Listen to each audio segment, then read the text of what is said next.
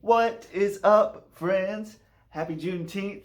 I hope you're doing well. It is episode 14 of Liam P's virtual variety broadcast featuring my friend Acisse Jay for the second time. She is back. She's blessing us with some new music. We're going to talk about her band a little bit. We're going to talk about Juneteenth a lot. She's going to get the questionnaire that everyone's been getting. It's a really fun episode, and I hope you dig it. I had a lot of fun making it. It's our longest episode yet, so I hope you enjoy it. I really do. I'm excited. It's going to be good. This time, I'm just going to be the opener. I've only got one original song. I'm going to play some songs with Acisse Jay, which is super cool. I'm not going to say any more about that, but get excited about that. But first off, I'm going to hit you with this new original song that I have that is called Out of Phase. I hope you dig it. There is a chance that I'm not from this timeline, and I just got knocked out of phase. Here I'm uneasy and mostly I fly blind. I strain together the days. I strain together the days like the planets, too many to comprehend. I go through every day just like I planned it, mostly just smile and pretend, smile and pretend.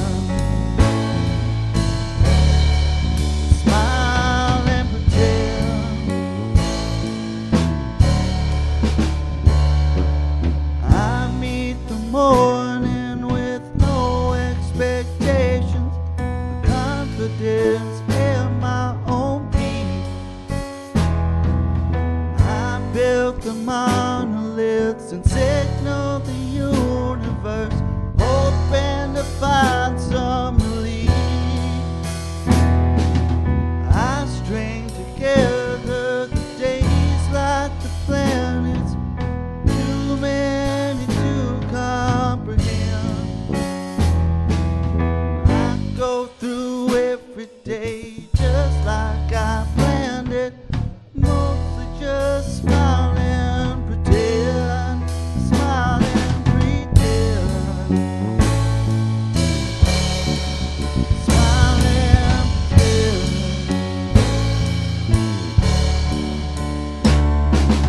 smile and pretend like I feel like I'm free here. Take all the blame for my city. Find a good reason to be here, a clear passageway somewhere else, somewhere else.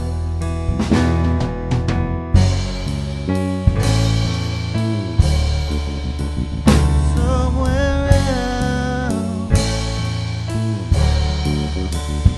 somewhere else, somewhere else.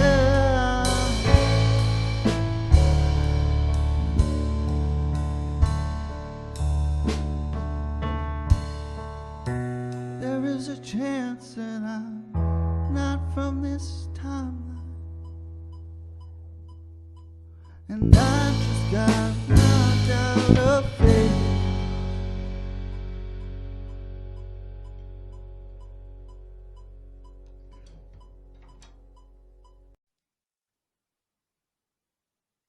Okay, so it's time for Acisse Jay, the second interview. I'm very excited. It's one of my favorite people just to be connected with because of music.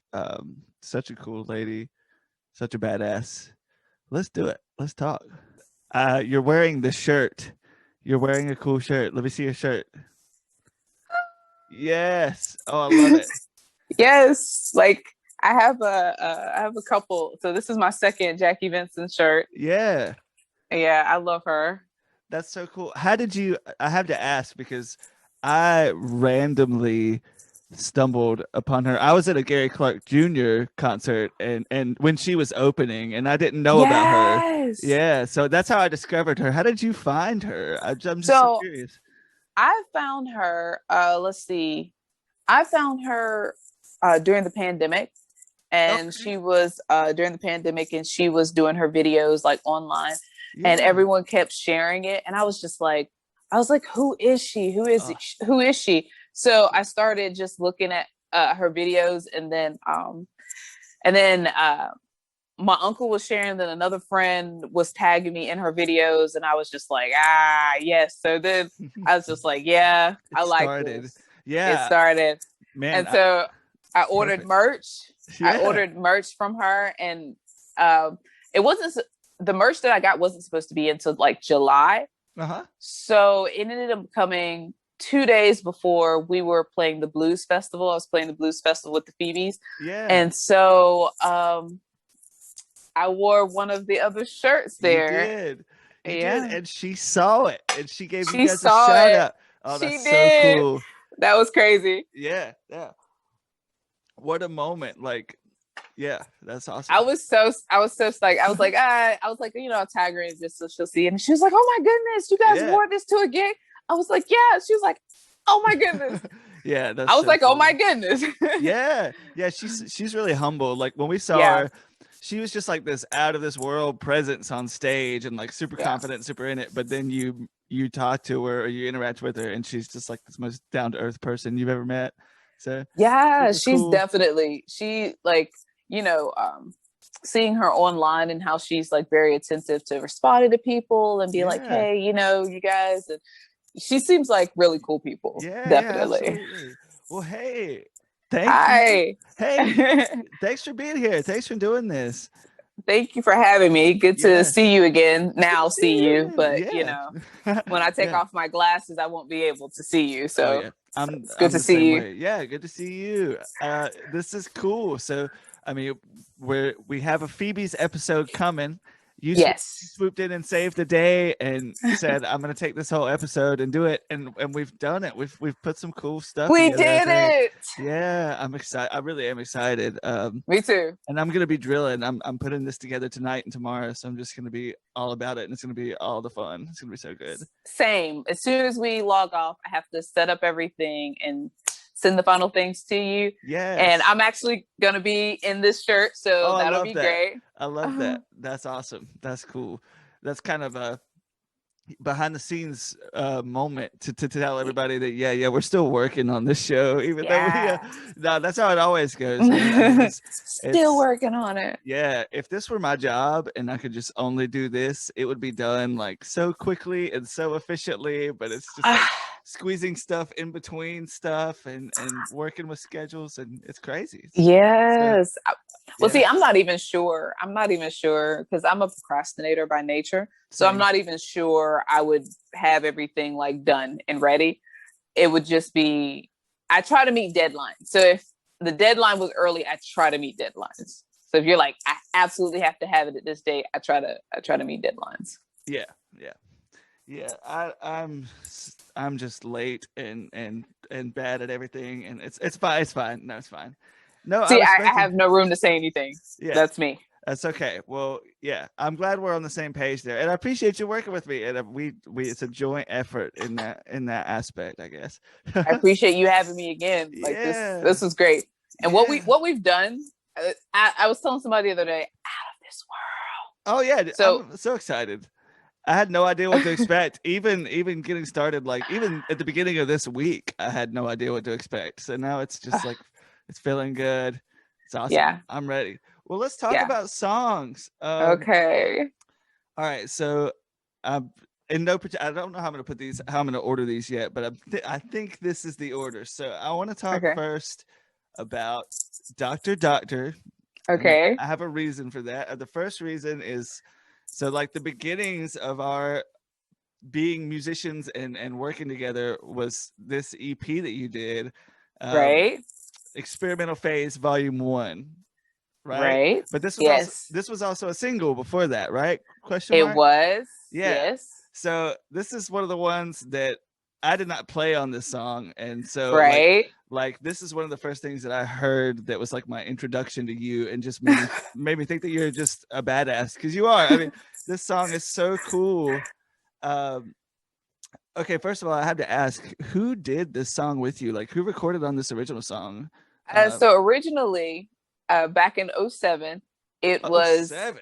back in 07. The original track that I have is from 07, and it's my cousin Derek Robinson and I in my auntie's living room, and we recorded the first kind of structure of this song, and then some odd years later, so it was released initially released in 2019, so some odd years later, the finished product. Yeah, that's crazy. So this is literally reaching into 2 decades now. This is like, yes. No, that's so cool though. If I never would have guessed that the beat, I mean, I feel like the instrumental track itself is so hip and so cool. I never would have guessed it was like, so let me tell you how. So the song, like the music of the song and the lyrics, that's what we wrote in 07. And then we teamed up with X Tiles. Okay. Here I met him through Paul at Emerge, Voran at Emerge. And so we linked up, and he produced it, put like the heavy beat to it. Yeah. And I sent him like the music, and he just made it amazing. Yeah. That's super cool. How does it feel to have that happen to one of your songs that you've had for so long? Someone just like breathes this whole new life into it. Is that weird? Was it exciting at the time, or? It was because then the song made me sing it another way. Because initially how I was singing it, I was just like, oh man. And then I got into the studio, I was like, this sounds nothing like I was gonna sing it before. So I took it a little different. But when I guess when I look at things, I call it going into the vault. So I can listen to stuff that I've written, or stuff that I've written with my cousin over the years, and if it feels right in the moment, I'm like, okay, so let me try that. Oh yeah, I love that. That's when I was in college, I would go on Instagram. Remember when Instagram, you only had like 15 seconds to do a video? Yes. Yeah. So I would I would go on Instagram and post like only 15-second ideas, and then never write any more to those ideas. Oh, wow. So that's my vault, is sometimes I'll just go scrolling through my account and be like, okay, what did I do? What is this 15-second song? So that's cool. I get that. It's cool to kind of reach back and see what you've done and add your new flavors to it and stuff. That's really cool. My cell phone and like my videos from, like, I'll do like little voice notes or videos, and then I'll put them, I have them saved on a drive, and I'll just go through some days and just put the headphones on and listen to, like, oh, what was I thinking here, and I was like, oh, I haven't used that. Right. And then that's awesome. That's cool. I kind of have the same thing going on. If I'm on my phone and I see a video that looks like it's just the ceiling of my car above me, that's usually me putting my phone in, because I've got like some lyrics in my brain or something like that. Yes. So I feel that always. Well, okay, so like that's a perfect segue to the next thing that I was going to ask. So this recording that you and I have done, or that I've put together and forced upon you, is it was amazing. Okay, I mean, thank you, I appreciate that. But it's very different. And did it feel very different? Was it like, okay, what is this? What am I singing? What am I doing? How did it translate to you performing this song? It did. It felt different. Okay. And that's why I sung it a little bit different. If you can tell the way I sung it this time, it felt different. I went with how it moved me, singing with it. So it most definitely felt different. But like I told you before, we gotta release this as an unplugged for Spotify, because it is great. I got in here, I put the headphones on. I was like, oh, okay. I was like, let me. And I couldn't even wait. It was in the middle of the day when I first heard it. I was like, oh, let me get to the mic. Oh, I love that. I love hearing that. That's so cool. And I promise you, it's because I'm a fan of these songs. And now a longtime fan. Like, I've been listening to this song for a while now, both of these songs for a Oh, while now. So thank like, you.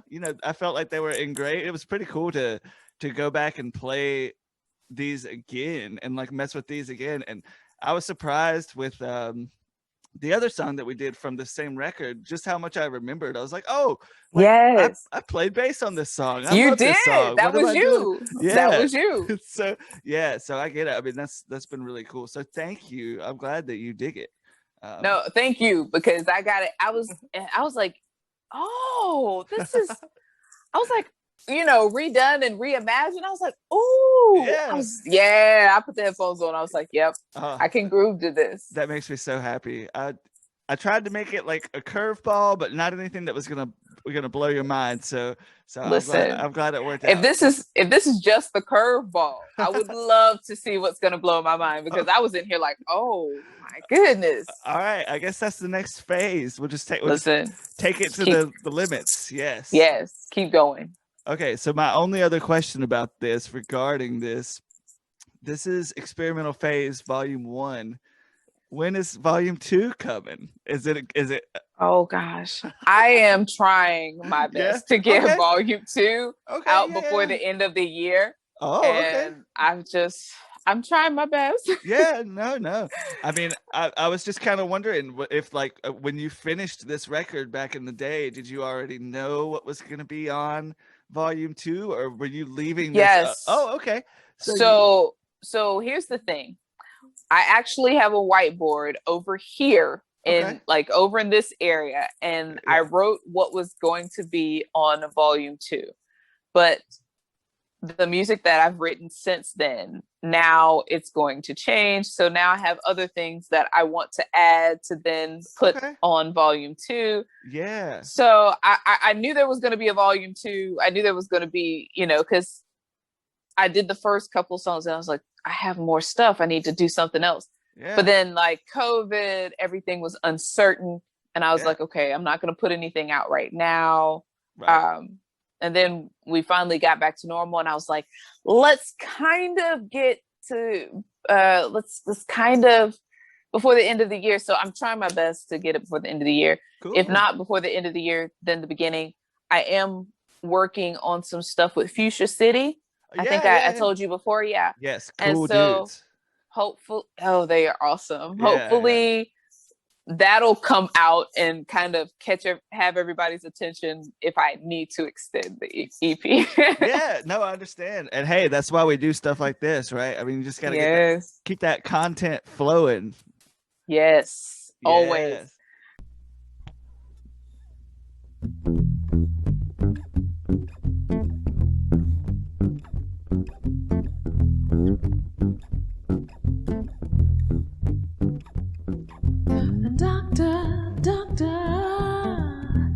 Is there a cure? My demons are real, and most times we war. Doctor, couch time for me. White jacket, blank spaces, and no company. Doctor, can I be saved?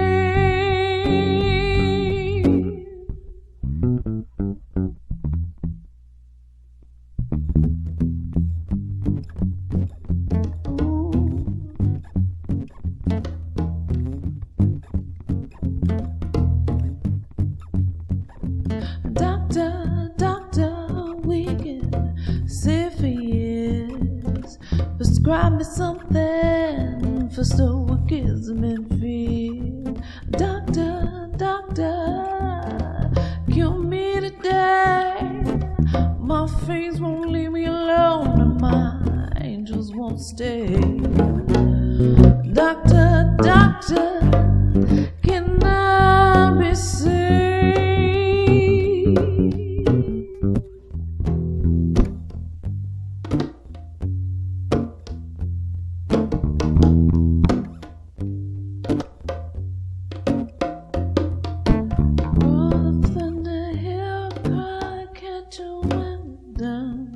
Disturbance in a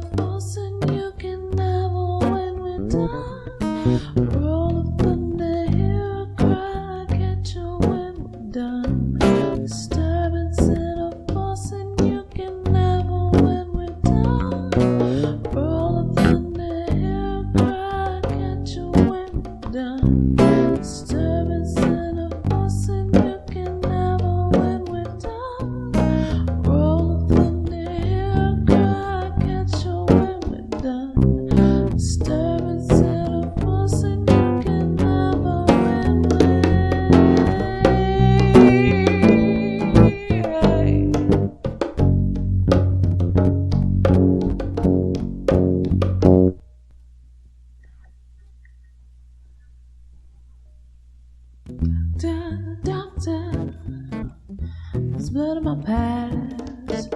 Once broken when it rains, the soul seeps through the cracks.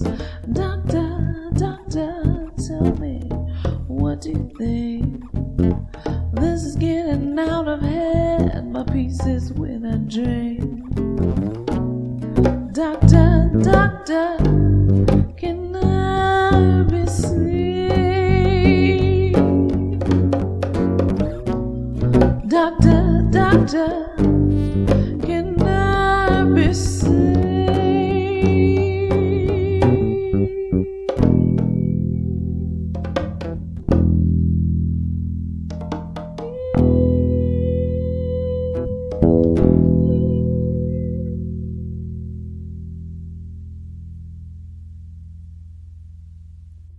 So, well, let's stick with it. I mean, let's talk about. Okay, I don't know the proper way to go about saying the title of this song on Okay. Spotify. It's IDFWL. Yes. I know what that stands for. You know what that stands for. Exactly. Obviously. So maybe we'll let the people wait and find out. But Yes. Gotta listen. gotta listen. I think they'll pretty quick. They'll figure it out. But Yes.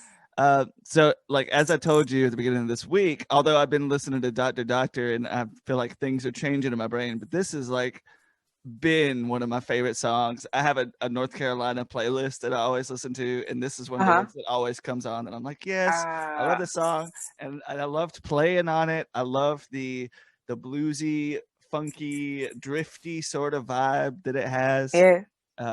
It's a cool Thank feeling. you. Yes, absolutely. I'm still grateful to you for playing bass on it. Like I'm telling you, when I tell you, I was like you, I was just like, yes. I'm so glad. I'm so glad. It's so funny because just like, I mean, I'm sure you have this too, but I'm so glad that I did it. And every time I hear it, I'm like, oh, this is awesome. But I also wish I could give you what I can do now. Mm-hmm. You know what I mean? So we're gonna have to work together again because I always hear this and I'm like, this is so great. But I feel like both of us have grown as musicians. Yes. And it's time to lay something fresh down. But yes, I'm so glad. We can do a reimagine kind of thing. Just go do a show and just reimagine. We're not even gonna play it straight. We're gonna play it reimagined. I like that a lot. Yeah. Let's do it. We got all kinds of ideas we're gonna have to follow through up on. Yeah. Well, see, we still have to do. Was the last time we talked? We did Struggle Vodka. Yes, with my band. Yeah, we got to get in there for Struggle Vodka. It's so sad, man. When I knew you guys were coming on the show, well, I knew the band was coming, so I didn't think I was going to be able to fit this in.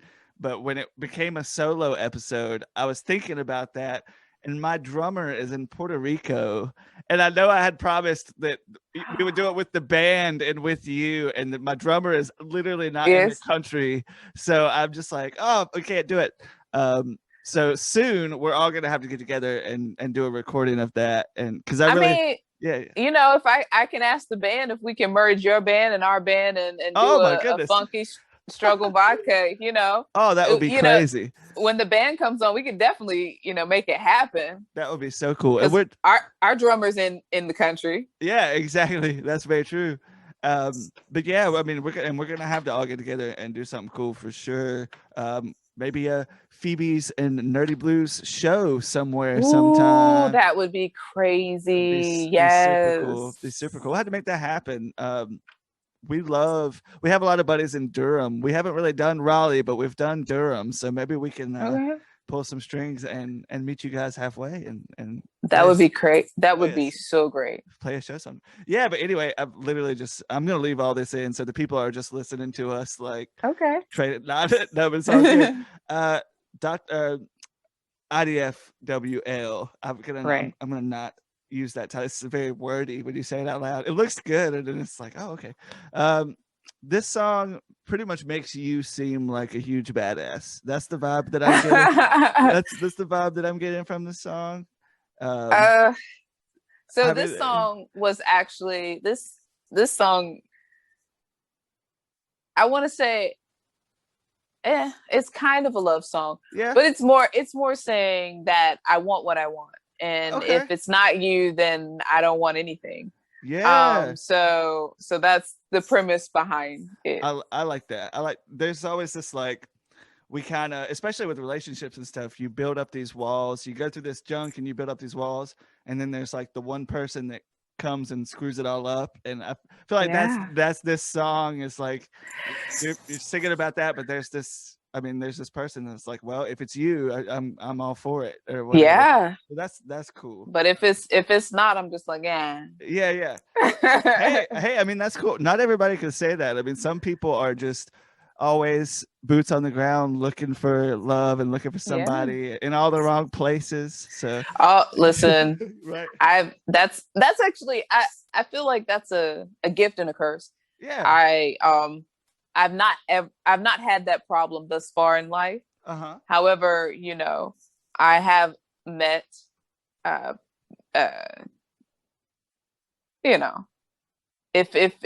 if that person was just like, yeah, let's try it, I'd be like, all right. Okay. Yeah. Yeah, I get that. I get that for sure. So, I mean, I guess that kind of, my other question was like, does this song come from a specific time in your life or a specific event, or is this just a goodness, now I'm gonna have to remember when I wrote this, like the initial part of this. Yeah, I want to say it was, I'm forgetting. So when did I want to say I started the song maybe like 4 or 5 years ago. Okay. And then it kind of it was just kind of like music, and then I kind of brought lyrics with it, if I'm not mistaken. Yeah. Okay. Yeah, I did. Because I had, I keep the sticky notes around. Okay. But I was able to be like, okay, so I kind of want to say this with this now. So I think that's kind cool. of what was going on there. That's cool. I feel like it could go either way. I mean, sometimes there's a song that just something happens and the whole song comes out. And then in the exact opposite, we will have one idea in 2006 and then finish the song in 2015 or something like that. It's like you just build upon it. And a lot of people think that songs are just like a moment in time, but sometimes it can be a whole journey. Exactly. Yeah. I have songs sitting right on my desk right now that is literally a journey. And then I have songs like Home. Yeah. Home, I literally wrote that in one afternoon. Whoa. Awesome. And it actually made me cry, but that's a whole nother situation. Oh no. It did, but that's a whole nother thing. And then the what's the other song?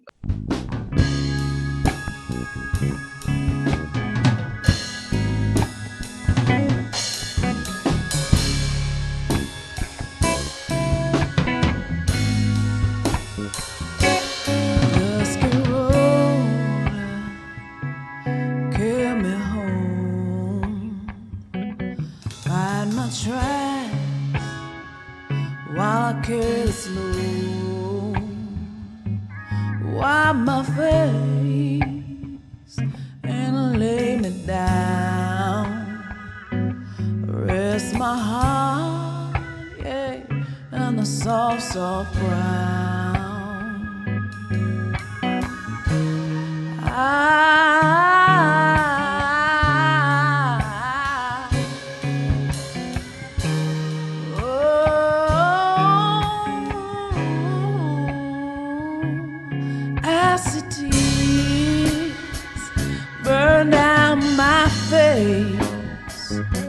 Reminding me how savage love takes. Keep me near until the cross I pray, and grant me love as my saving grace.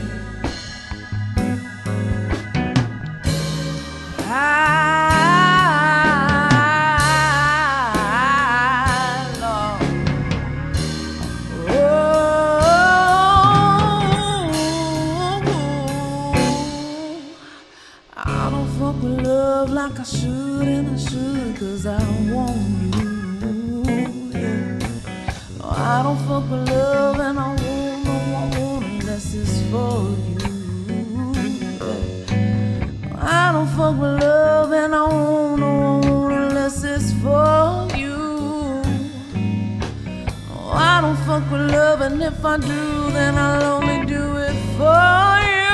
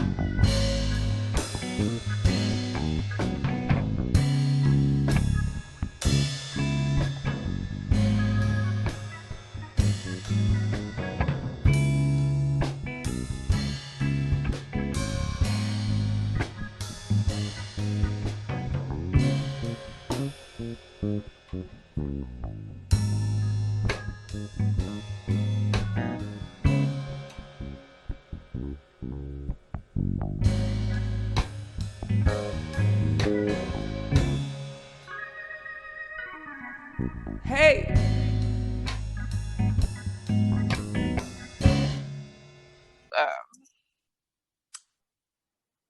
What's the new song I feel like I just wrote the other day? That was written in. Is it the one that's in the show? Yes. Okay. Well, literally, hey, let's talk about that song. Because I was gonna ask you that. So yeah. That's called Shore Road Tavern. Shore Road Tavern, yes. Yeah. So Shore Road Tavern you're saying that this song just kind of came out, just kind of flowed out of you? Well, see, I'm going to tell you how it came to be. Tell me how it came to be. The bass player in the Phoebes, Edwin, he was saying that his buddies were doing some kind of challenge, and you had to use like, I want to say it's maybe it's probably like 9 words, and use them in a song, right? Create a song.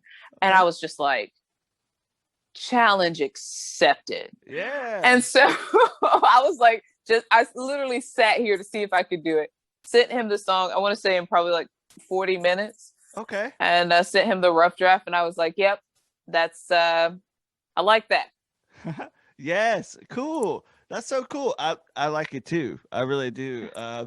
You seem, I don't know, I kind of said this about the last song, but this one especially, you seemed very emboldened in this song.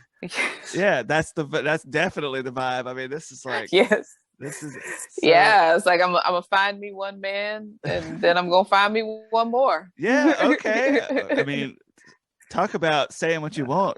Yeah, you're saying what you want. I love it. I love it. I respect it. Is Shore Road Tavern a real place? Is this based on a place in your life? So I'm not even sure where Shore Road Tavern is, if it exists. Okay, that was kind of one of the 9 kind of structures that we were given, and it could exist somewhere. And if you're watching and you're at Shore Road Tavern, hi, hello, yeah. Shout Hopefully out one day, right? Yeah, you'll never. One day you're just gonna end up there, and you're gonna be so mind blown that you just end up there. Hold on, let me Google it right fast. While we're talking, I need to know if there is a Shore Road Tavern. Especially if it's near Philly, then that's just weird. Shore Road Tavern. It's an actual place, and Shore Road Tavern is in but it's closed now. But it was in Philadelphia. Whoa. Yeah. Isn't this song like literally involving Philadelphia? Aren't you Philly bound? You're I'm Philly bound. So you didn't even know. I didn't even know. That's crazy. What does that even mean? I mean, I guess now you really are Philly. You're Philly bound. You really are. Yeah, it's your fate to be Philly bound. When it said, I think when I put together I think the prompt was like Shore Road Tavern. When I was thinking about that, I thought it was actually in the UK. Oh, okay. And so it was saying basically I'm coming home. Yeah, but yeah. I mean, I'm going up the street, I guess. Hey, no. I love it. That's awesome. Weird how it worked out. Yeah. Just well, I'm still, I'm still Philly bound. Yeah. I'm still Philly bound. So hey, now you have this song. When are you gonna share it with the world? I mean, obviously we're literally about to share it with the world on this show. Yes. But is this gonna be on a record? You think this might be on volume 2? Or I think I might have to kick it up and I feel like I could rock this out. So I feel like it could be on volume 2 of the experimentally, Yeah. I feel like it could be. Because I want to say the songs, referencing the songs that I have on the board here, I had a couple of, I want to say majority were slow songs, but then I kicked it up a little bit for this. I think it might be. Yeah. I think it's a good contrast to some of your songs. I feel like your band could also really jam on that song. Listen. The Phoebes are where it's at. Yeah. And we are, we're in the studio now. We're trying to work on like new material so we can, show the people what we have. So yeah. Oh, that's so exciting. How does that feel? I mean, how's it feel being in a band, playing with the band, all these cool people, talented people? So I was already playing in a band in the Raleigh area, Band Relic. So for the last, I want to say 6 or 7 years. And then, pandemic happened. We were actually, Band Relics was actually booked every month. This 2020 was going to be our first year booked every month. And we had gigs in January. We had booked clean through the rest of the year. Wow. First year that happened. And we were just like really excited. Everything gets shut down. And I'm like, oh no. Yeah. So, we hadn't been practicing. No one was practicing. And then we'll tell you definitely how Phoebes came about, but got together with the Phoebes and we actually just played maybe like one afternoon, and it was just interesting how it clicked. And I got an invitation to play at the Blue Menthol event in Charlotte. And it was a women's empowerment. It was a women's month kind of empowerment event. And I was just like, Women's Month. Right. I was like, you guys want to join me? And they were just like, let's do it. Oh, that's so cool. We had one full band practice before we went to Charlotte. And it was just this like supernova energy and everyone like noticed it. And it was just nice. Like, hey, yeah. Oh, that's so cool. That's such a cool feeling. Well, heck yes. I mean, it's awesome that you've got this new fresh thing to get excited about, especially after all the weirdness. Yes. Yeah. So that's so cool. Heck all bands, that weirdness, man. Yeah. I know have you guys been practicing a lot since coming back? Well, we really just started back. So everybody was officially vaccinated by the end of April. So beginning of May is when we started jamming, and it's been really cool. It's been really weird. Obviously, like you said, that first gig back, there was just so much energy and so much feel good happening.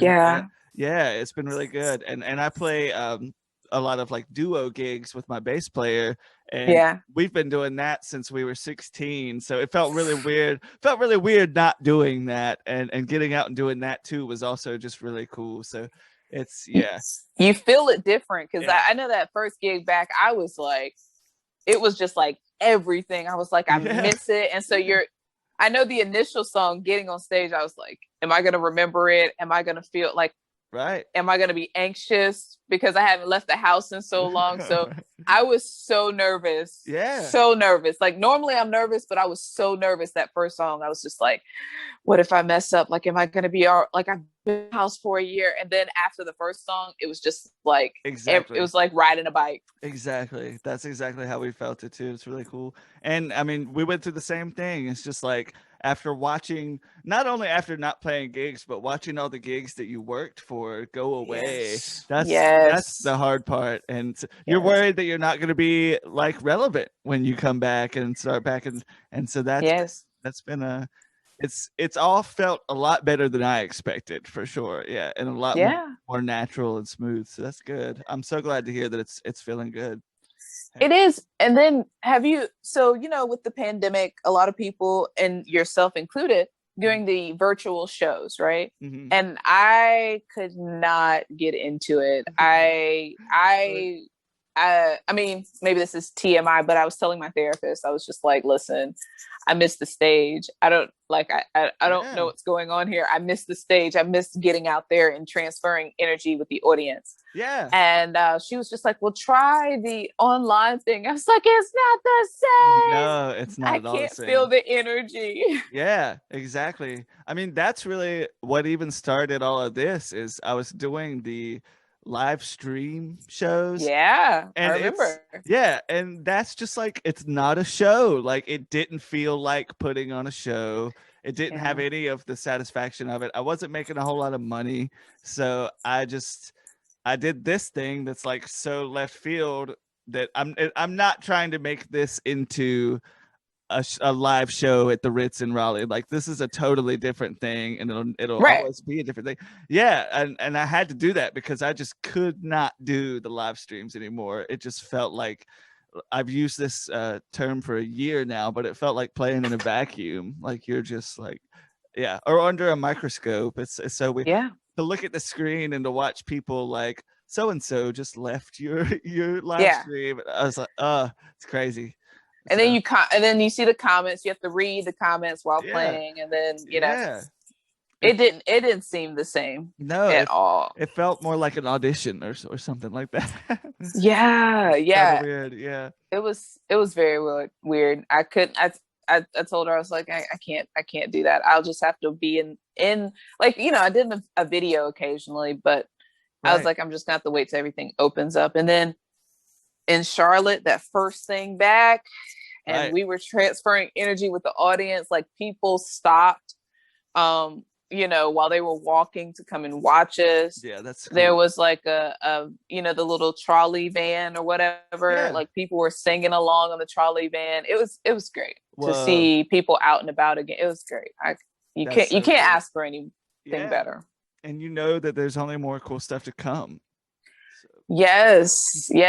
I would tell you, well, I guess I can. Because I don't know. So we do have a full schedule for July. We're going back to Charlotte. Oh, nice. I'll be, if I can be there, I'll be there. I'm okay. So glad to hear y'all coming. Yeah, we're back to Charlotte for the Fab Fest. We're going to play the Beatles Fab Fest. So we're going to play that evening, the Saturday. So cool. And then where else are we going? We'll be in Greenville. We had to reschedule, but we'll be in Greenville in August. Okay. So going Pirate Nation, going back home. Yeah. So that's cool. That'll be fun. So, and we'll be in Zebulon. Yeah, we'll be in Zebulon on the 17th of July. As the Phoebes. Yeah. Okay. So we're getting some good stuff. We'll be in Mebane as the duo on the 24th. So we're trying, we're touching base here and there. Yeah, all over the place. That's awesome. Yeah. Just staying busy. It's the main thing. That's cool. I'm trying to. Yes.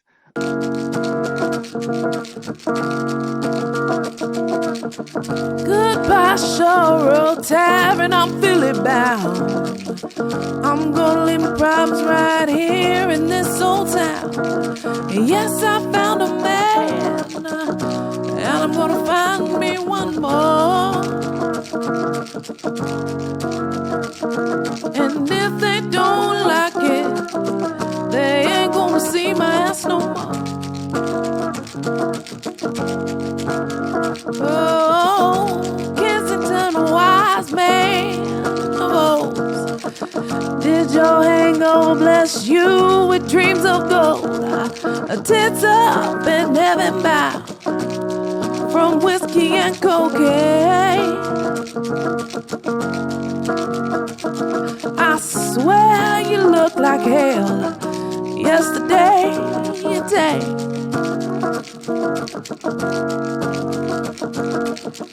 Goodbye, shore road tavern, I'm Philly bound.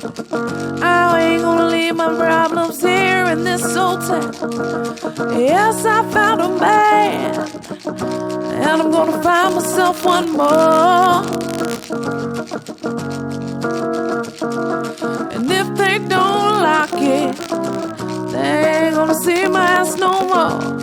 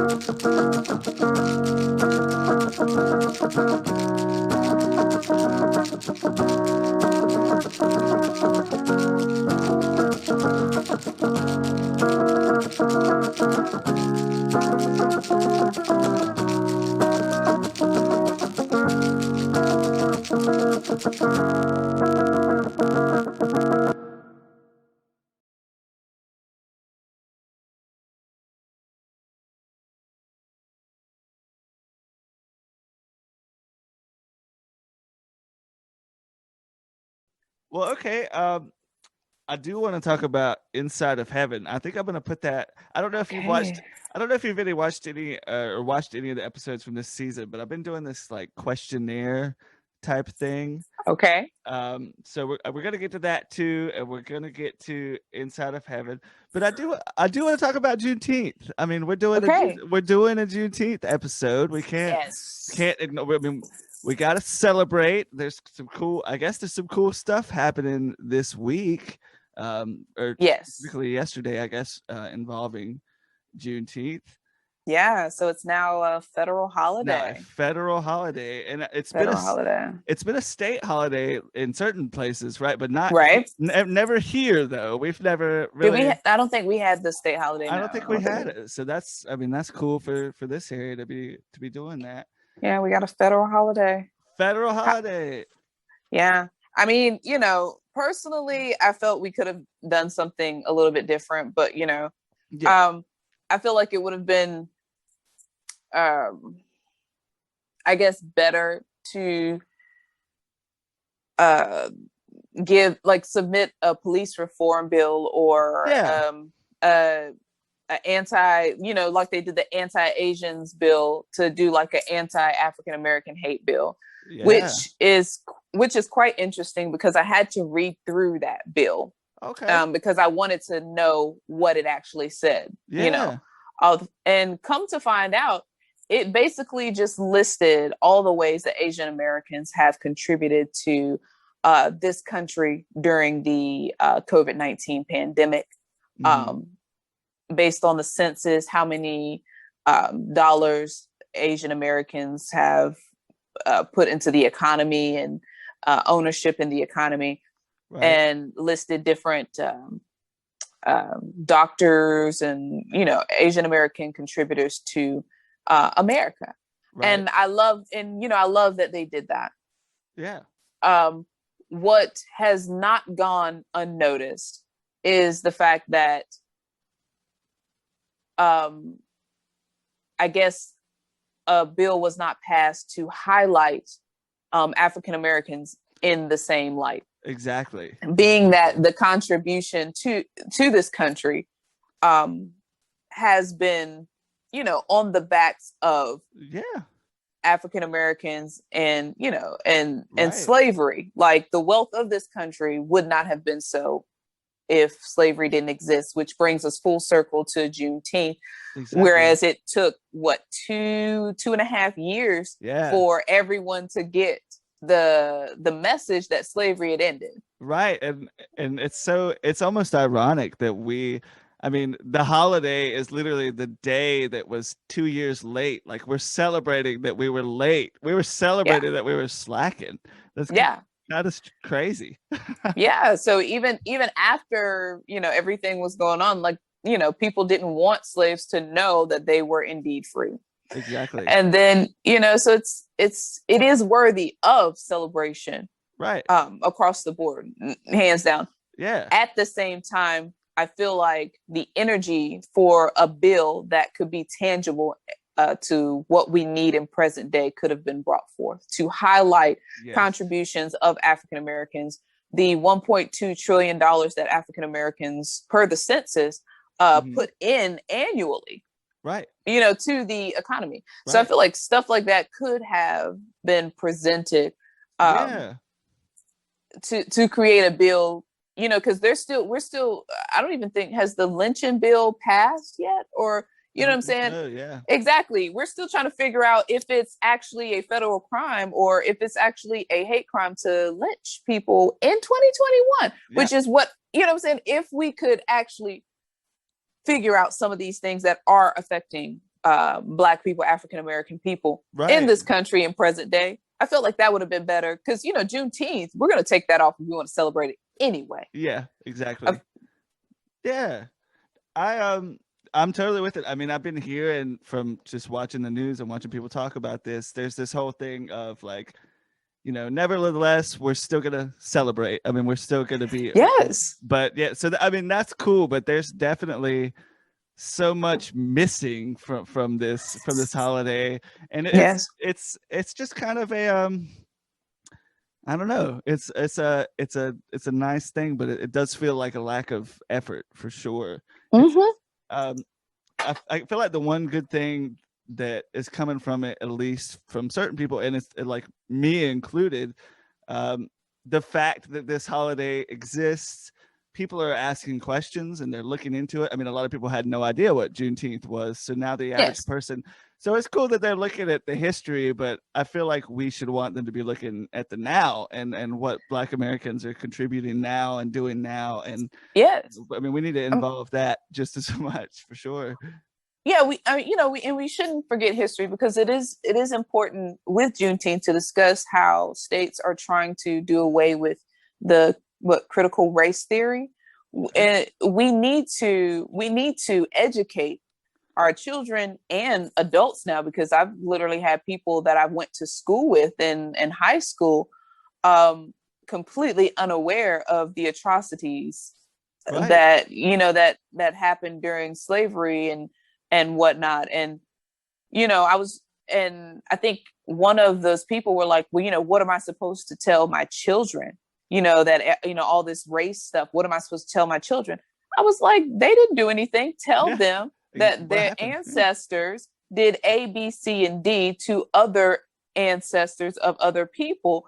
Right. And these are now the repercussions of such actions. Exactly. Like, it's not hard. Like, we're not saying that this kid that just got here did this. We're saying sins of the father. Exactly. So it's, and this person was up and I was like, oh, I'm not telling them that. And that's not true. And I'm like, literally all you had to do was read a book. I don't understand. Yeah. And it's so crazy. And I feel like even with the like school curriculums when we were growing up, this stuff is just it's not talked about for such a weird reason.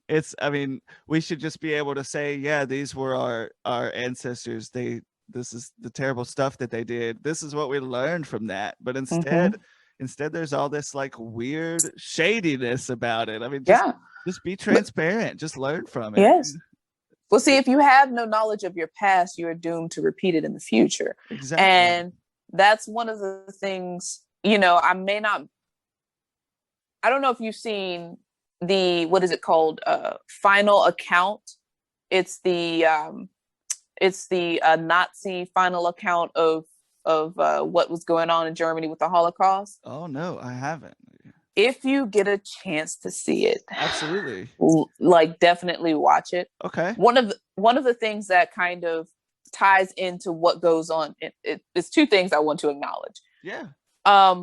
One of the things that kind of ties in is there were people in Germany who didn't consider themselves to be Nazis, but they went along with the movement, right? Right. And so they were like, everybody was doing it. So I didn't really see any of the killing, but, I was kind of honored to wear this badge or whatever. Right. So that's one thing, right? And so if Germany didn't take the time out to be like, this was wrong. Now, Germany was like, hey, this was wrong. However, we understand that it was a sign of the time. So they didn't personally charge each person that wore the Nazi label or whatever, unless you literally had your hands in some stuff. Okay. Right. So, and they make the distinction there, but they're like, this is wrong. Hate of this kind is a federal crime.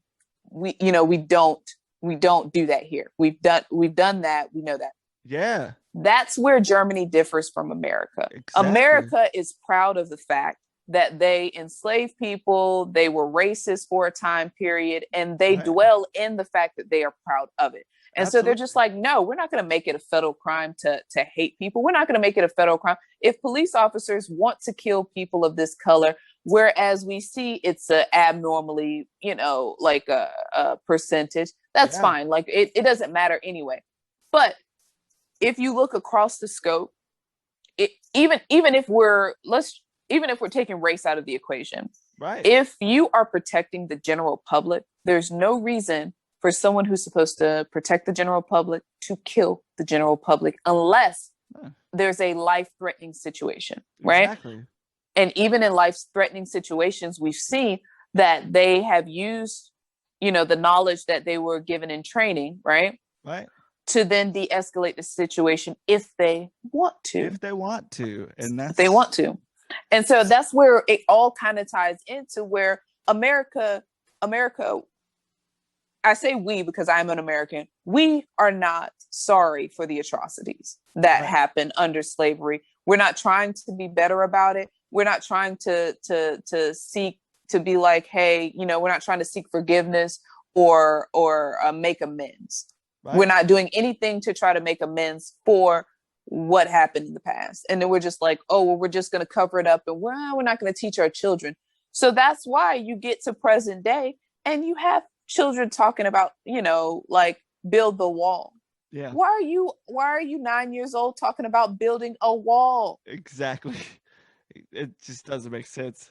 It's and we're supposed to be the land of the free, the home of the brave, like allowing people into this country because the people who came here were trying to escape religious persecution. So why are we, you know what I'm saying? Yeah, I mean, absolutely. And, it's so ironic that we grow up with the Pledge of Allegiance and we grow up with all these ideas, just having these ideas of equality and freedom and everything pumped into our brains. And then you grow up and you realize nobody's even living by that. Nobody's even taking it seriously. It's crazy. It's like we deserve freedom as Americans, but not you. And then it was a large percentage. What got me was there's a large percentage of people who thought Native Americans were from another country. There was a poll that went out and they were like I was just like, but what country? What were they? I just need to know which country were they from if you thought they were from another country. Literally the word native, that's what that means. And full circle, this comes with not educating your children. So then they grow up to be adults who say things like that. It's like, telling Native Americans to go back to their country. Right. You mean on the soil that was stolen from them present day. Right. It's crazy.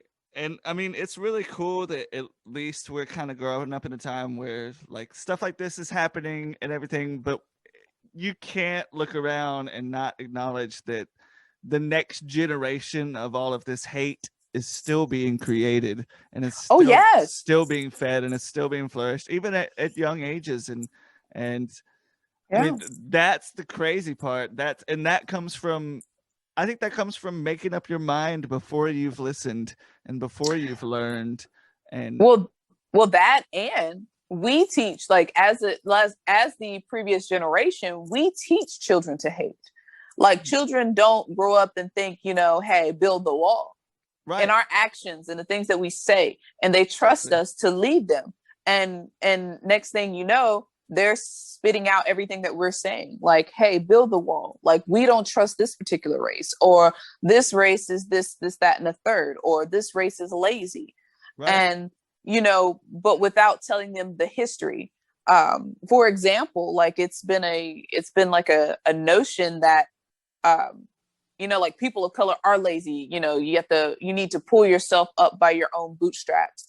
But then history neglects to tell us the numerous towns that were built by people of color that were taken away. Yeah. Central Park, Wilmington, exactly. Like Rosewood, Greenwood, Tulsa, Oklahoma. So you see these, like, back in the late 1800s, early 1900s. Exactly. And booming towns. And yeah, exactly. And then America then goes, and that's another reason why you have to watch Final Account, because the timeline is what blew me. America then goes to another country to tell that country that they need to stop killing people because they want to, and whatever they were doing is wrong. All around the same time, there were American citizens burning houses, killing other American citizens of different races on American soil. Right. So, you're like, you guys. Right. I mean, it's almost like, okay, what's the real agenda here? Yeah, I don't. Yeah. It's crazy.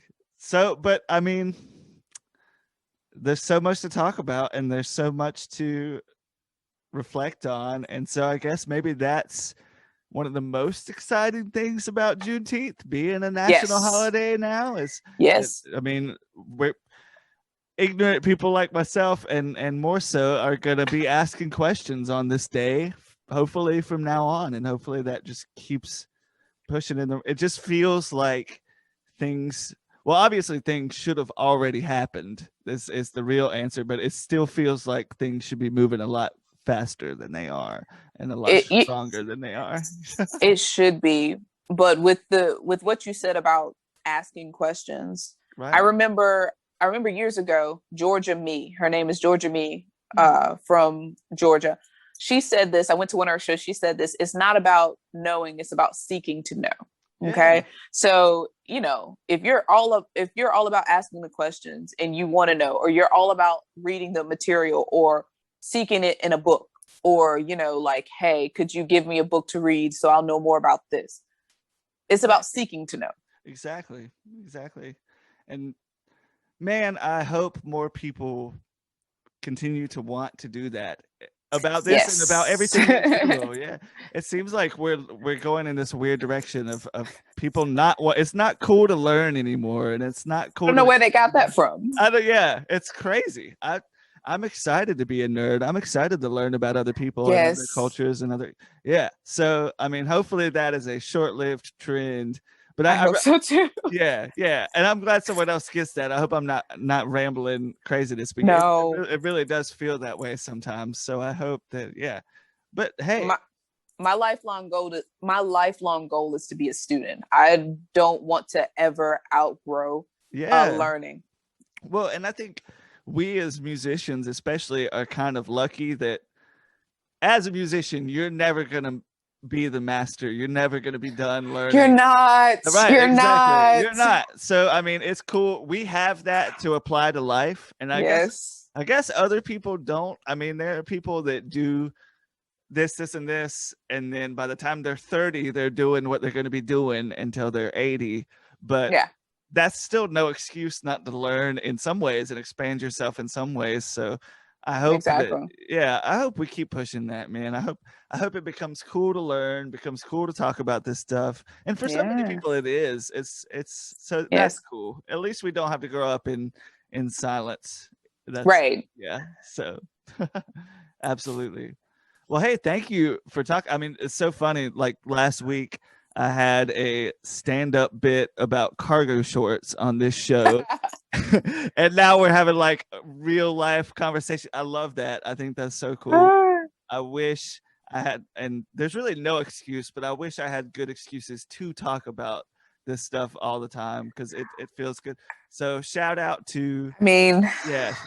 hey, I'm a little long-winded. I'm so sorry. Oh But no, I love it. I have so much to say sometimes. I love that. I feel like we're just gonna have to cut that part of the interview out as its own separate thing too, just so people can come hear your testimony, man. No, that's so cool. That makes me really happy. And it worked out. I admittedly wanted to sit down and plan a Juneteenth episode and plan all this cool stuff, and then the Phoebes came on, and then you came on. And what better way to do it than to do it with someone that is a friend, and that you're gonna have a good conversation, and you're gonna get some insight. So that's awesome. I'm so glad that that's a thing. Yeah, it was. I'm glad you asked me because as my sister tells me all the time, I'm very opinionated. So good. No, I mean, I feel like growing up in the South, it's pretty easy to be told that you're opinionated and be told that you think about stuff too much and worry about stuff too much. But nah, share those opinions, put them out there. Yeah, you never know who will listen to that talk that we just had and go away from it changed, even just a little bit. That's true. So I mean, that's true. That's why you do it. Yeah. So, and I hope they do. Oh yeah, I think somebody has to. I mean, people, like we said, people are literally just hearing about this. I mean, this really came out into the light of day in a strong way with 2020, but people are still hearing about Juneteenth, like learning about. So this is cool. So maybe we're making history here with this little interview. You never know. Yeah, I hope so. I hope so. And then children. With holidays, they get ready. They're like, oh, but what is this? Why is this? So inquisitive? So I hope so. I mean, and now we have excuses like, imagine the things that, so I work at the library and we did a bunch of cool stuff in the children's room and in the areas for Black History Month. Right. And to see that effect on people, to see some little white kid walk up to this mural of Black people and make comments on the hair or make comments on how cool they're dressed or something like that. That feels so good to see. And I feel like with schools, you're going to have Juneteenth activities or we're going to do this cool thing on Juneteenth because it's Juneteenth. And that's cool. That's a cool thing to think about and to wonder about the future. So that's exciting. Yes, it is. Didn't have that at all. I mean, I feel like if we're doing stuff for St. Patrick's Day, we should be doing stuff for this. And so it's cool. Listen, it's cool we still celebrate Columbus Day. It's a national holiday. Bless us. Oh, you would think that maybe that could go away at the same time that maybe that'll go away this year. Yeah. It's some states have reimagined to be was it Natives Day or Indigenous Peoples Day? Indigenous Peoples Day. Yeah. So, but the national holiday is still Columbus Day, but a lot of states they're like, nah, Indigenous peoples. That's like even with Juneteenth, it was Michigan. Michigan has had Juneteenth as a state holiday since 2004. Yeah. What and it's Michigan's ahead of the time. That's what I'm saying. It's like takes us 17 years to catch up. So we need to work on these national holidays because I know there's some really dumb ones too. So we need to get rid of all the dumb ones. Get rid of Columbus Day. Start pumping some knowledge into people. Columbus Day should have been two Bens. Yeah, Ben. Indigenous Peoples Day federally, because I mean, how did we for so long decide to celebrate some, I understand he got here, not even first, but he got here. Okay.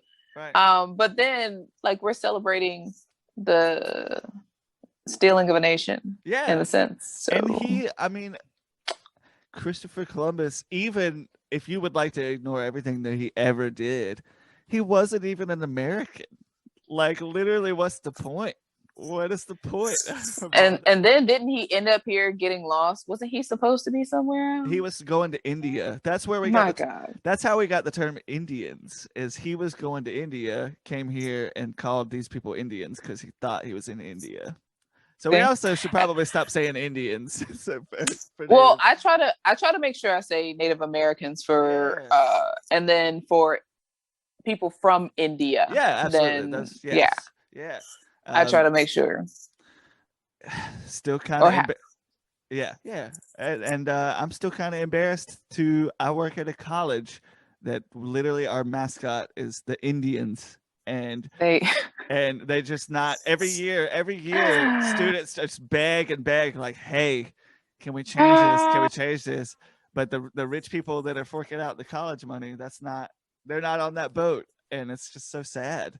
And I feel like there's a whole generation of people that are going to take all of this to their grave, and we are always going to be fighting that. Well, yeah, like our generation, I feel like we're pretty like millennials and down. We're like, listen, you guys, like, because I've not known any aspect of segregation. I've known racism in the forms of a millennial. Right. But I've not known any aspects of like segregation. Right. However, my mother and my aunties can remember when schools were segregated. So that's not that long ago. Exactly. Yeah. And a lot of people, they're just like, oh, it was so long. It's not that long ago. It's not. I mean, there's people all around you that live through that stuff. Yeah. Exactly.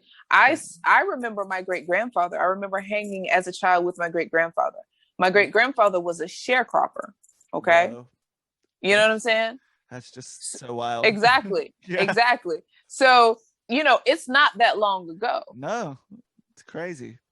So we gotta do better in that aspect. Yeah. And then people who are older than we are, stop perpetuating hate, and they're not going to do it. They're not, because that it was indoctrinated in them, and they've grown, and they were like, this is the way you do it, and that's it.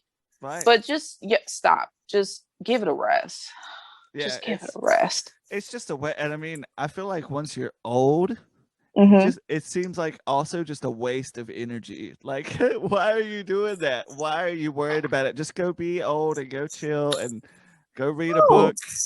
You literally have people who are just like, oh my goodness, why are people like mixing races, and you're just like, I'm sorry, what? Who cares? Like, is that a thing?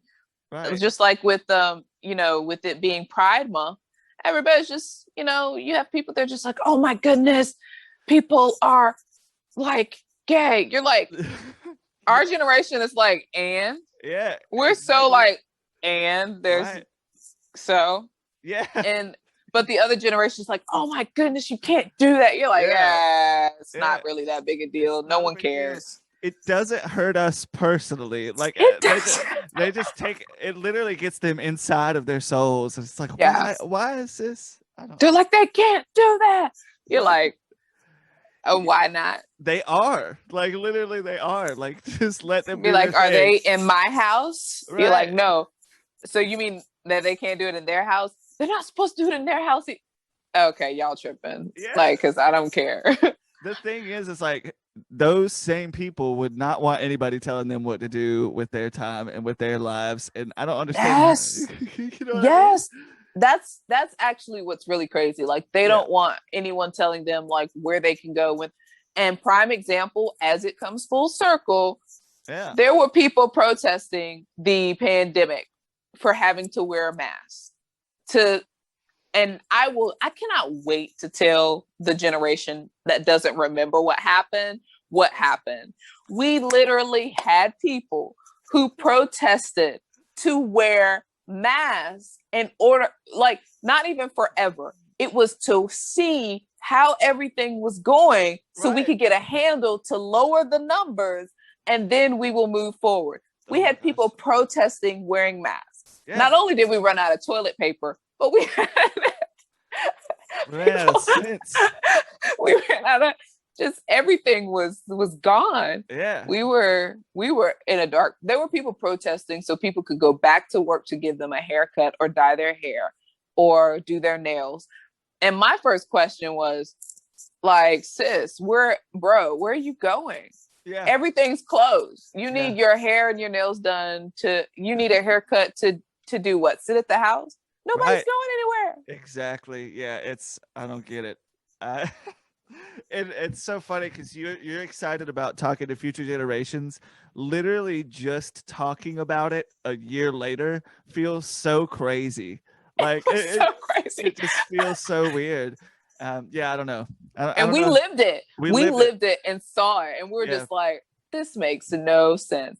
And I bet other countries were like, right. Yeah, it's crazy. I'm still living in this world where like I have to. Everybody that I work with chooses to wear a mask at work just to keep people extra safe and feeling extra good. And so I live in this world where I have a mask on all day, and then I go around people who I know that I personally know never even wore a mask. And we just live in this world where everybody had such a different experience during 2020. Yeah. It's crazy. I wore a mask.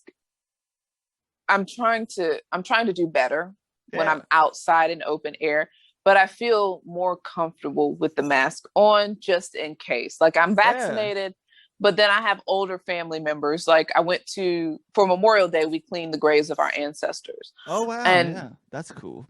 Yeah. And during that, and we replace the flowers every year. We get together as a family and do that. Yeah. And, the whole time I'm wearing my mask because they're older. They're just like, oh, we're outside. Yeah. I was like, just in case, because I've been playing out. Right. I've been doing this. I've been practicing with other people. Although I wear my mask in practice, it's just like, I just want to make sure that I don't pass it, because I would be so hurt to pass it to one of my family members and then they pass. Because you saw, there was super spreader events, and then people were going home, and then they had, the people in New Jersey, and they ended up killing like 4 or 5 of their family members in New Jersey. But over Sunday, over Sunday, that's so sad. Over Sunday dinner. Mm-hmm. Yeah. And I was like, I couldn't even begin to live with myself after that. So I've still been extra careful to wear my mask. Even when I'm going different places, and I'm just like, I got in an Uber. The guy was like, you don't have to wear your mask if you don't want to. I was like, oh, thank you very much. I did not take the mask off. I never take it off when somebody says that. That only makes me feel better about keeping it on. Exactly. I'm just like, nope. I have friends who are high risk. I don't feel comfortable to take their lives, like to put their lives in jeopardy. I'm not at that level yet. Yeah, exactly. And I don't know. It's strange. And also to consider that nowhere, you probably live in a pretty good area for it, but like here, I think my city has a 24% vaccination rate, which is 24%. Yeah. Wow. Yeah. And so it's kind of scary. I mean, and everybody's just giving up on it. So I don't mind wearing the mask at work. I mean, I work in a government job, so I see a lot of people and I can't really help who I see. So right. So knowing that it's only 24%, I'm like, I'll continue to be safe. Keep my circle small. Listen, I don't know. My thing is, because I work kind of in the medical field. Yeah. If it's required for us, like in the medical field or hospital or something, I feel like it should be done everywhere. Exactly. Because obviously we know something, and everybody's just like, oh, well, that's not going to protect you. However, if you showed up for a surgery and you didn't see everyone with their mask on, would you feel comfortable about having the surgery? Exactly. That's a good point.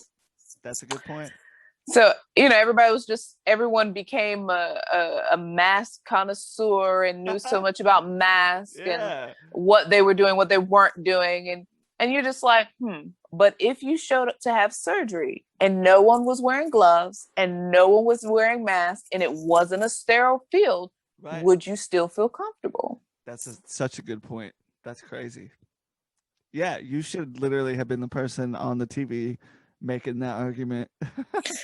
I mean, I just my thought process was, if you're okay with not wearing a mask, I need you to sign this little card to say that anywhere you go, like even if you went for surgery, you're signing your medical waiver. Like no one has to take precautions. So that was my thing. But I feel it. You can't do that as of yet in the US. No, there's too much freedom here or whatever. Okay. Too much and not enough at the same time. Too much My and goodness. not enough. Yeah, depends on who you are, which is really disappointing. Exactly. Yeah. Ugh. So I mean, we got another song to talk about, at least to plug. I want you to not just plug the song, but plug this video. So Inside of Heaven, you have a new video on YouTube. Yes. Tell me stuff. Inside of Heaven kind of ties into what we were talking about with Juneteenth. It's kind of, I put the lyrics below the video on YouTube, and it simply says, it's simply kind of, that was a song I wrote in one day, saying like, you live your life, everything is going well for you in one day, and then all of a sudden you're in a situation, and now the blue lights are behind you, and as a Black person, like, you do not want, now in 2021, you do not want to be in any kind of traffic stop. Okay. Right. So that was my thought process behind this song. Like, I everything was going great, some things happened, but it was overall a good day, and I made plans today. Thought I'd never see Inside of Heaven this fast, and that's the chorus. Yeah. That's crazy. I mean, and it's so cool that you put this out at the time that you did. But that's a powerful song, man. I mean, just to put it so clearly, how fast things can change because of what's going on in this country, how fast things can change for people. In such a drastic, I mean, we literally saw the whole world go crazy because of how fast George Floyd's life shifted, and how early in a matter of minutes. So I mean, props to you for putting this out. I mean, and you said you wrote it in a day, so I feel like these feelings are very current and very, very strong on your heart, I guess. Which is because we first of all, none of us know how much time we have here on Earth. That's just no one knows how much time they have. Right. And then on top of which, you at any moment you can just be living your life, and then for someone to decide like, hey, I don't value your life, and then now it's over. So now you're on the other side, like, I really had other stuff I was supposed to do today. Right. And so now I'm pissed on the other side. Can I say that? Can I say pissed? Yeah, you can say pissed. Okay. I was literally being dumb before. We have cursed so much on this show. Okay. It's fine. You're good. Okay. So now you're pissed on the other side, and you're just like, for real. So so that was kind of the premise for the song. It's funny, and it's cool because it takes this weird, I don't want to say lighthearted, but it's such a blunt approach to that idea. I mean, it's almost a comical thing to picture, like, oh, you're here and then you're there. What the heck? Because it's not really just a what the heck moment. I mean, there's so much hurt and so much stuff that comes onto that, but at the same time, it's like, seriously, I don't know. It's so I like that you're making people look at this in such a blunt, clear way, obvious way. It's cool. So you get to the other side, and you're just like, are you serious? Now you're upset. Yeah, that's crazy. That's genius. I mean, cool song. And you've got in the video, you've got Megan joining you. Is that right? Megan Maloney is our fearless, ever so lovely lead guitarist in the Phoebes, and she is amazing. Okay, super talented. Oh my gosh, I'd follow her anywhere. That's awesome. She's amazing, and she agreed to join me, and she made the song like 100 times better. I love her. It's so cool, and you guys have cool chemistry. I love at the end of the video. I'm not gonna spoil any of the video, but at the end of the video, you guys had such a great moment. Like you could tell you knew that you nailed the take. Yeah. Yes. That's awesome, and that's real fun. That's some genuine, wholesome stuff right there. I like it. Yes, and cool. she's amazing. I love playing with her. Heck yes, I'm so glad. That's so cool. Okay, you can do this.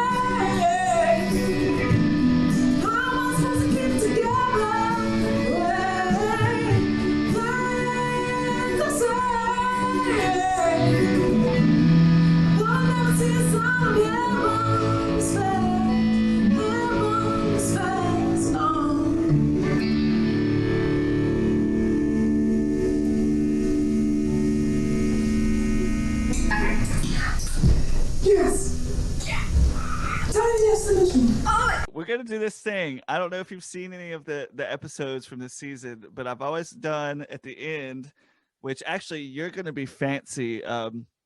I made this decision after the last episode that I'm going to mix these questions into the episode here and there just to add some little fun randomness.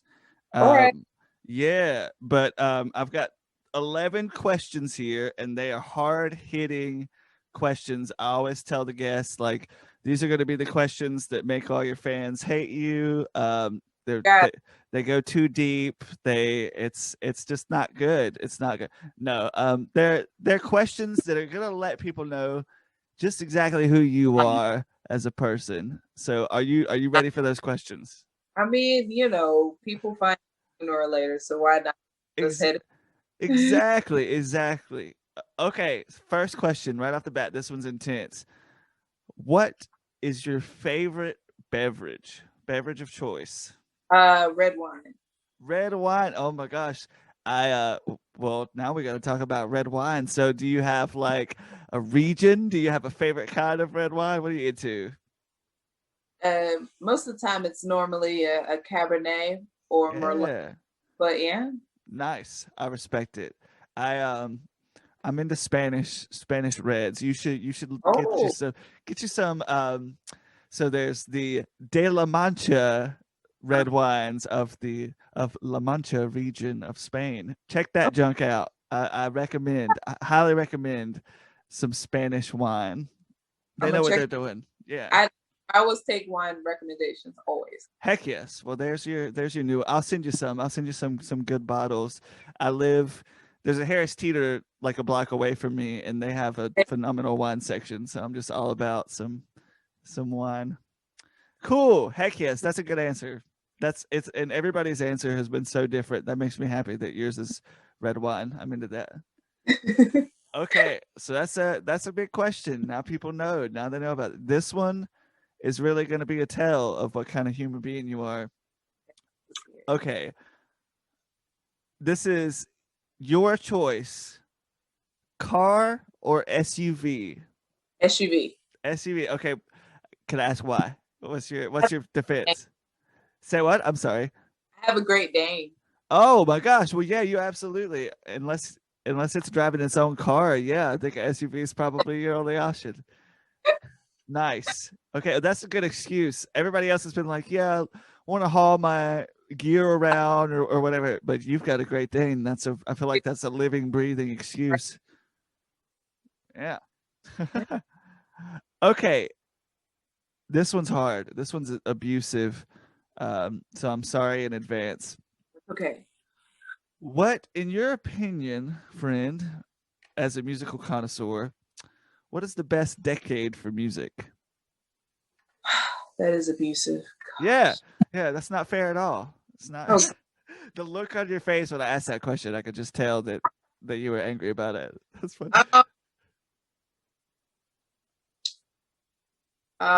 Okay.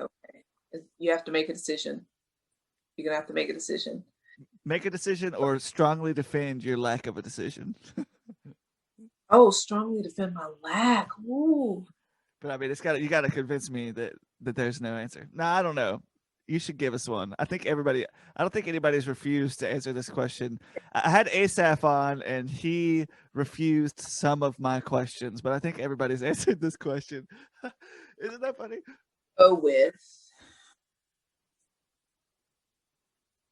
I'm gonna go with solid answer. I'm gonna go with the 60s.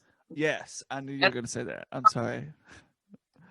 Yeah. Because a lot of the music that has shaped who we are, has shaped who we are in music came from influences that were prevalent in the 60s, whether it's like James Brown, like B.B. King, like Bobby Blue Bland, even Jackson 5, like Michael Jackson, like they were in the 60s. Was it in the 60s? Yeah, like in the 60s, early 70s. So that kind of brought in that era. Gladys Knight, a lot of your hippie 60s music. Wasn't Woodstock in the 60s? Yeah, yep. So I'm gonna go solid answer 60s.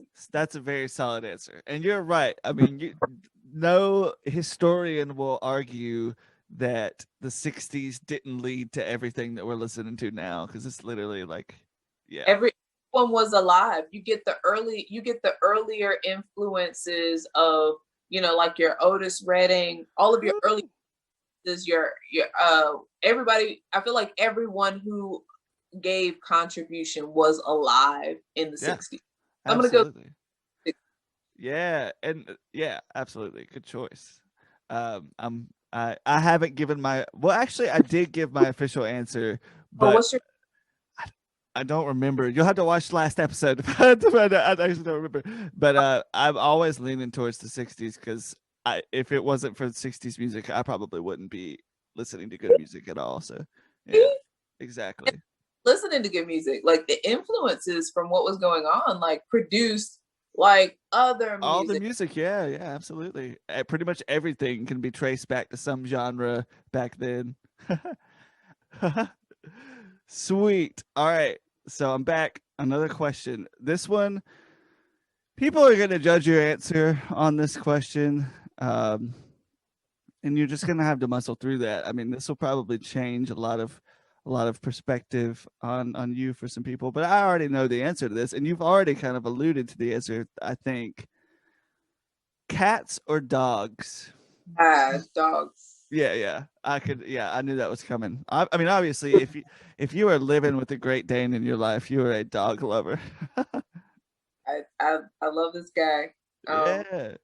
Cats, let me say I don't have a problem with cats. I just have a problem with cats in my house. Like when I go visit friends, I don't mind them having cats. Yeah. I have my house. That's fair. Not everybody wants a cat. I understand. Yeah. Okay. Well, strong answer, supported answer. All right. Next one coming up. Dinner or breakfast? Breakfast. Breakfast. Ooh. Yeah.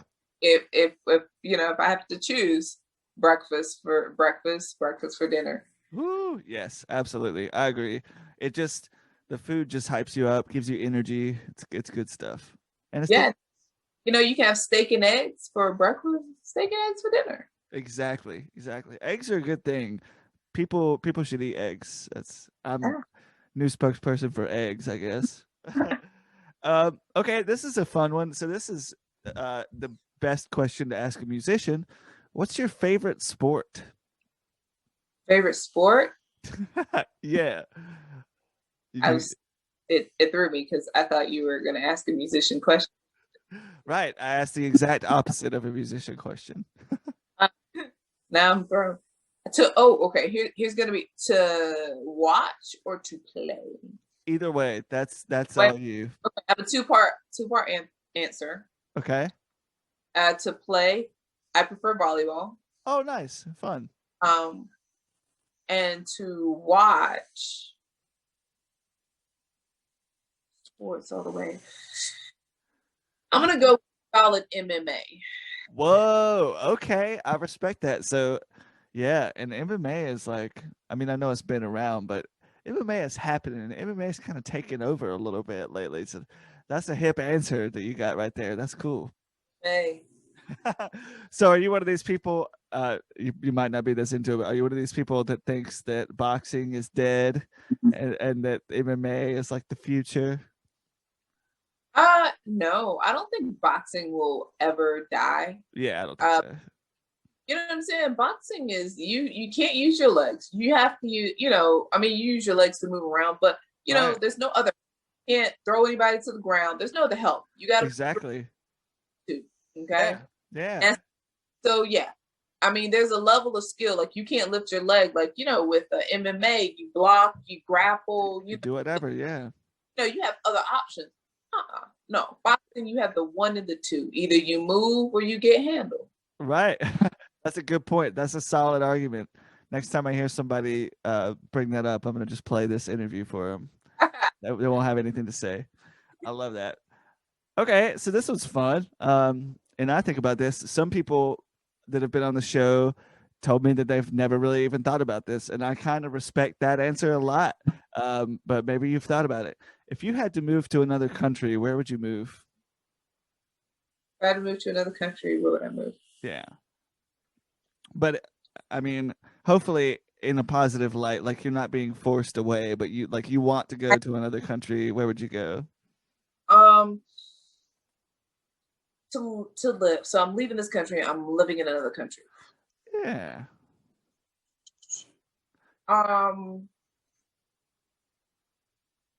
Solid answer, Spain. Spain. Oh, yeah. You're just saying that because I told you I like Spanish food and Spanish wine and stuff, aren't you? Spain has always been on my list of like study abroad or live abroad for like 2 to 3 years. Yeah. Spain has been on my list. It's a cool place. You always hear that Spain is a happy place. People are just feeling good over there. I like it. I respect it. Good answer. Cool answer. Okay, so this kind of goes with that, but maybe also not. Are you a cold weather or warm weather person? It needs to be warm. Needs to be warm. If it's in the middle, like you're not gonna catch me like trying to stay forever in Antarctica. I actually like to visit, but just to be like, hey, I was there and then leave. Yeah. But I need to be. I'm warm weather. I mean, of course, let's state the obvious. I am of African American descent. Right. I want to marry. Understandable. Yeah, I respect that. I'm definitely a cold weather person. I'm a psycho. It's weird. I know. I don't like cold, like the house.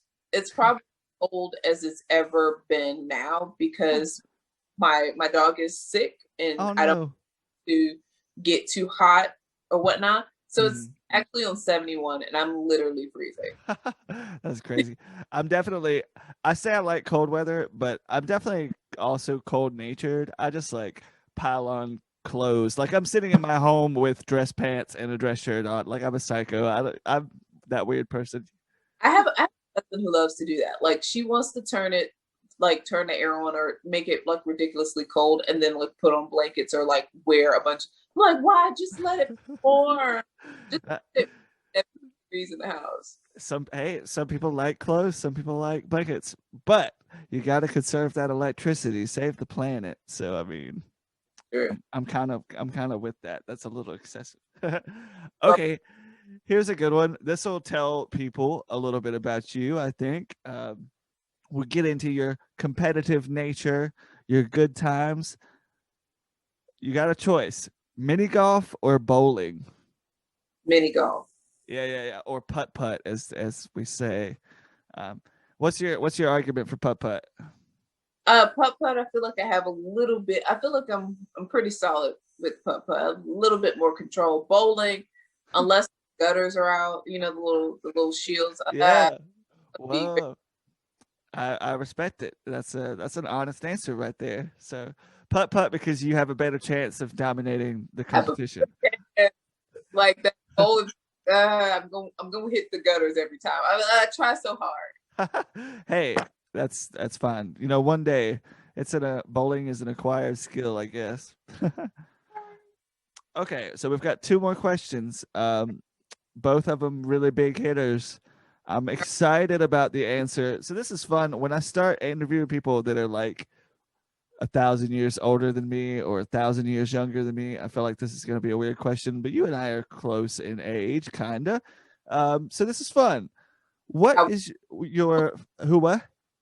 I would ask how old you think I am, but I'm not, but go ahead. Yeah, we'll talk about that later. What is your favorite cartoon character? I know one character. I have to say all of them. Teenage Mutant Ninja Turtles. Oh, yes. Okay. I respect that so much. And you don't have a favorite turtle or? I mean, Michelangelo's favorite turtle, but I say they all are. They all get the love. Okay. Yes. Oh my gosh, that's such a cool answer. So did you see, I'm too young to really have gotten into like the live actiony puppety sort of Teenage Mutant Ninja Turtles. I watched it, but it was mostly, I think, reruns when I was watching it. Were you into that, or were you into like the cartoon? What was your poison? Cartoon, like it was is it the FHE, like the the videotape ones where they cartoon ones, and then just from there when they did the first movie. Yes, the movies are dope. I love it. Heck yes, good answer. I respect that answer. That's one of my favorite questions because I'm just a big cartoon nerd and a big TV nerd. It cuts into my time. I really do on Saturday mornings unless I'm at work. And tomorrow I will do this as my break from editing the show. I have my own Saturday morning cartoon session, just me and my cat, and just chill and just watch cartoons from back in the day or whatever we're feeling. So that's 100% okay. I feel you because I'll sit in here days and cartoons back to back to back to back to back to back to back. So exactly. Yeah, you can't go wrong. You can, if you want to feel good, throw on a cartoon and you're gonna feel good, at least temporarily. Very true. Okay, so this is it. This is the final question, and this is one I feel I've done it and done it and done it, and it's gotten more and more weird every time I've done it, and I'm okay with that because I'm a weird guy. But I'm doing this album that kind of has to do with this question, so I like to ask it. Be ready. This is put some brain into this. Okay. If you were asked tomorrow by the president of the United States, the cool one, the new guy, to go to space and meet an alien race and people from a new planet, maybe not even just folks from a different planet, would you do that? Would you go? Would you make the trip? See, I feel like you can't turn down a request from the president. Okay, well that's being that actually not even just for me. I feel like for my family, and my father is retired Navy. I have uncles that are retired Army, retired Marine. I feel like I get specifically me asked to do something to represent the country, and then I'm like, no. I feel like go home later and they're gonna be like, for real? So that like for all of us, that's the best you could do. It's like now if I only had to go back home to myself, then I'd be like, I don't care. But back to family, I'm gonna be like, okay, so I'm gonna have to go and represent. Okay, I'll do it. Wow. Okay, so this is a totally new realm. Your family would be the peer pressure factor to get you literally into space. Oh yeah, like I have all branches in my family. They served cool. Retired, served this country, living and those that are not living. I have a grandfather. My mother's father was a Buffalo soldier. Whoa. So it be like, so you said no, so now I got to go home and live with this. So no. Right. And I mean, that is where I'm at. It's like you can't pass up this historic moment. I mean, you're literally making history. You're being a part of the next step in the world or whatever. So yeah, you can't say no. People saying no to that question. No, I'm not trying to judge, but good answer. Good. I respect your answer. President, and you're just like, okay, let me take that back. Right. I would say no to the current president. Yes, exactly. Yeah, I've had to just when we first started the season, we didn't have the current president, so I had to specify. But yes, absolutely. Yeah, good answer. That gets me excited. So hopefully, next season, all of us are going to go to space together. That's the plan. I know. I got to learn a few more things to be in space. Yeah. I'll never be smart enough to be an astronaut. I mean, someone's going to have to really hold my hand if we're going to do all that. But I think, can I bring the guitar? Are you allowed to bring the guitar? I mean, I think that's the whole reason that Mr. Biden asked you in the first place, is so you would go up there and sing songs for people. So, and that would be great. I would need to be able to bring. If I can't bring the guitar, it's no deal. Okay, well, that's the stipulation. That's a good answer too. I respect that is a musician's answer. Oh my goodness. Okay, friend. We have literally been talking forever. We've been talking for a whole day.